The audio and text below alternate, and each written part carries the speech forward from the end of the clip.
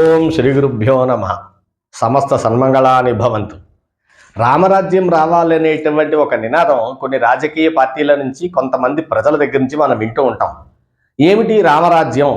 రామరాజ్యం రావాలని వీరు కోరుకోవడంలో ఆంతర్యం ఏమిటి అని ఒక ఆసక్తికర పరిశీలన చేస్తే తెలిసిన విషయం ఏమిటంటే, 60,000 సంవత్సరాలు నిండిన తర్వాత కూడా పిల్లలు లేకపోయినటువంటి దశరథ చక్రవర్తికి పుత్రకామేష్టి యాగం చేసిన తర్వాత రామ లక్ష్మణ భరత శత్రుఘ్నులు అనేటువంటి 4 కుమారులు కలిగారు కదా.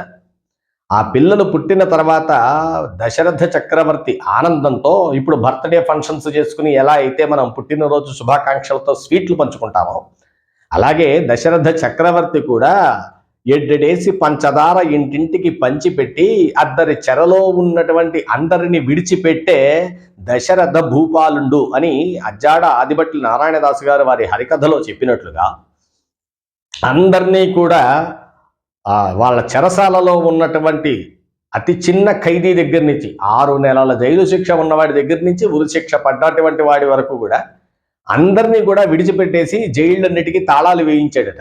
తాళాలు వేయించిన తర్వాత రామచంద్రమూర్తి పరిపాలన ప్రారంభమయ్యి వారి అవతార సమాప్తి అయిపోయి వారు వైకుంఠానికి చేరుకునేంత వరకు కూడా మళ్ళీ పొరపాటున కూడా ఒక్క జైలు తాళాలు కూడా తీయలేదు. అంటే ప్రిజనరీ డిపార్ట్మెంట్ మొత్తం కూడా మూసేశారు, చెరసాల డిపార్ట్మెంటే లేదు.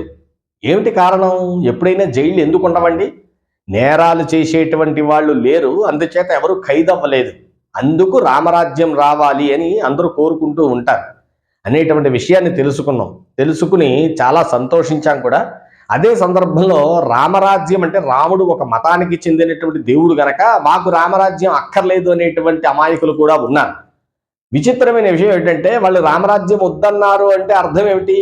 లేదు మేము నేరాలు ఘోరాలు బాగా చేయడానికి అలవాటు పడిపోయాం కాబట్టి మేము చేస్తూ ఉంటాం, జైళ్ళన్నీ కూడా మాతో కిటకిటలాడిపోతూ ఉండాలి అని వాళ్ళు కోరుకుంటున్నారా అనేటువంటి ఒక హాస్యభరితమైనటువంటి సందేహం కూడా కలిగింది మాకు. అందుచేత రామరాజ్యము అంటే ఏమిటంటే, ఏమాత్రము నేరాలు లేనటువంటి రాజ్యము, ఘోరాలు జరగనటువంటి రాజ్యము.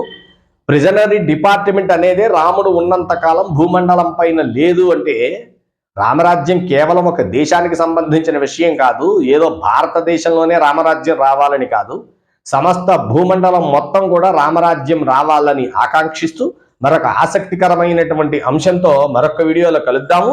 శుభం భూయాత్.